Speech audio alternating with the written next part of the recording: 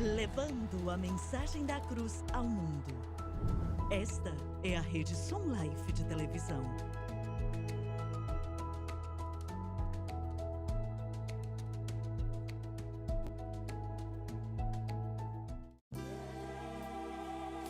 Bem-vindo a um estudo na palavra, uma série de estudos bíblicos focalizados na cruz de Cristo.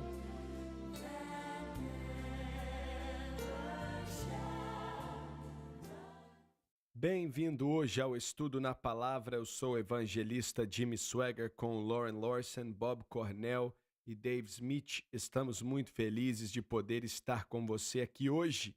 Isso que estamos estudando, os últimos versículos do grande 8º capítulo de Atos, que nos diz a respeito do avivamento que aconteceu em Samaria. E o Espírito Santo termina essa parte com o etíope sendo salvo, aceitando a Cristo. E o milagre aconteceu para levar o evangelho até esse homem. Um anjo apareceu para Felipe, falou para onde ele tinha que ir, e então, se eu me lembro bem, eu não acho que ele andou até lá ou viajou, ele só apareceu lá, não é mesmo? Acredito que ele viajou para lá sim. A transladação, pelo que eu entendo, aconteceu depois do batismo nas águas. Pode ser que sim, e diz no versículo 26, levanta-se e vai para o sul. Então, parece que a operação comum de uma viagem aconteceu enquanto ele o encontrou. Exatamente, mas nós vemos aqui como um pregador é necessário, ou alguém que explique a palavra de Deus para pessoas. E é por isso que o pregador chamado por Deus, ungido pelo Espírito Santo, é muito importante para a obra de Deus. Tem que ser, como mencionei no último programa, Paulo falou como eles vão ouvir sem um pregador. Tem que existir um pregador do Evangelho. Vamos continuar de onde paramos no programa de ontem ou no programa passado, do versículo 31, não é mesmo?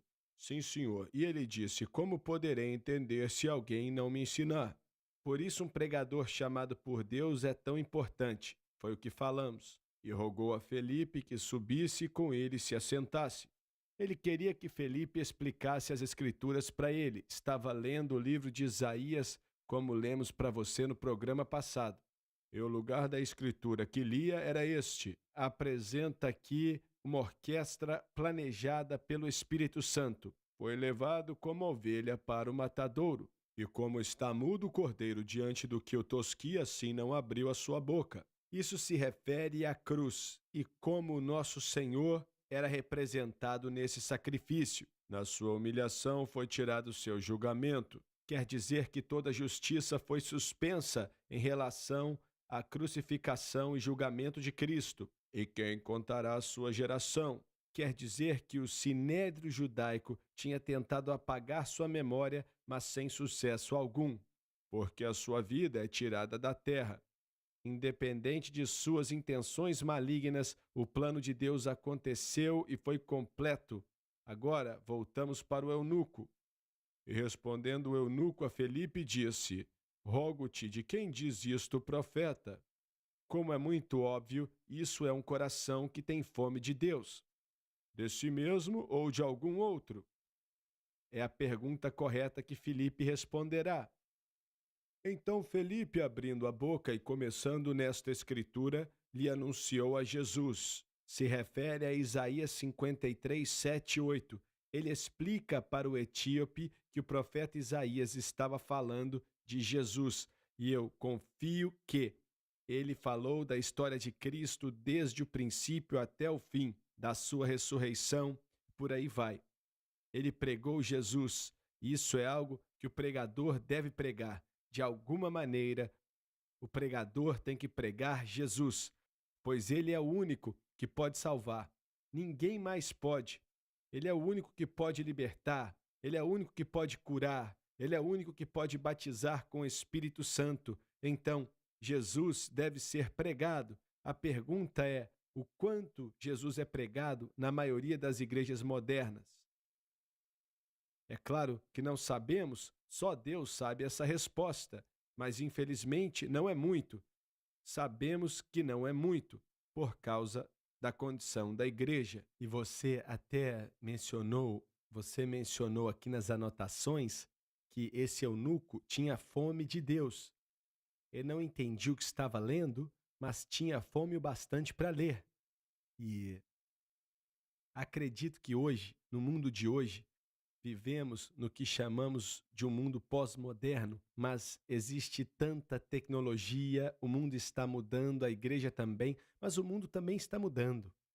E o ateísmo está aumentando, existe tanto conflito no mundo hoje, mas ao mesmo tempo existem tantas pessoas famintas que nem sabem de que eles têm fome. E essa é a chave aí, ó. Elas estão famintas, há um vazio no espírito delas, certo?